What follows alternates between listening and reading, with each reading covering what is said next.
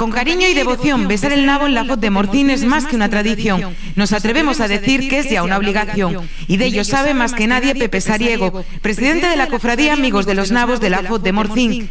Es una de las citas invernales de los valles mineros. A principios de enero, uno de los focos mediáticos de nuestra región se traslada aquí, a la iglesia parroquial, donde los nuevos cofrades besan el producto y son entronizados con montera picona y capa negra. Esta cofradía, se creó para apoyar un poco la tradición de comer por San Antón el pote de nabos.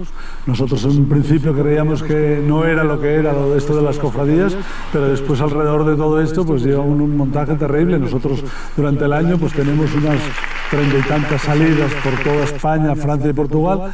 Y bueno, por supuesto, ya esas cofradías nos visitan ese día tan importante que este año va a ser el 11 de enero. Siempre con el cargo a disposición para quien lo quiera tomar, pero hasta ahora nadie ha recogido tan importante función.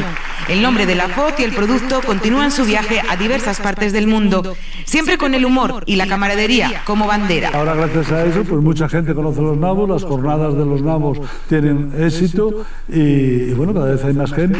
Los nabos en el mapa mundial y otro producto estrella del concejo, también estrechamente relacionado con nuestro protagonista, el Afuega al Pitu. El certamen alcanzará este año su 40ª edición. Nosotros teníamos el de trapo de Colorado siempre y decidimos, bueno, en un grupo de amigos, de crear el certamen del queso Afuega al Pitu como un complemento a la fiesta de San Antón. Después tuvo tanto éxito que ya cogió entidad y siempre se celebra el domingo siguiente al 17 de enero.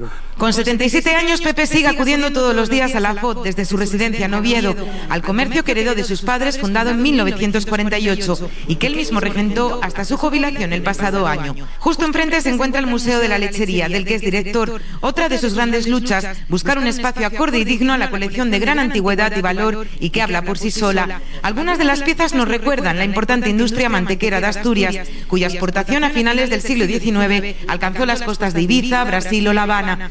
Piezas que él mismo ha adquirido en su mayoría con el tiempo y aún sigue haciéndolo para que no se pierdan objetos y artículos que han marcado la historia de nuestra región y que buscan hueco. La muestra no ha parado de crecer desde 1998. Que espero que se haga algo en las instalaciones del Pozo Monsacro, que se desarrollen todos estos productos, estas ideas turísticas de la senda del ferrocarril o todas estas historias, y espero que haya una mayor sensibilización por parte de la administración regional, de que haya 1.100 puestos de trabajo y estamos en cero. 12 años lleva parado el proyecto en las tolvas del Pozo Monsacro. Le han propuesto llevarse el museo hasta Madrid, pero Pepe se resiste. Quiere que se quede aquí y contribuya a generar riqueza y futuro, sobre todo en el concejo que lo vio nacer y al que se le debe mucho.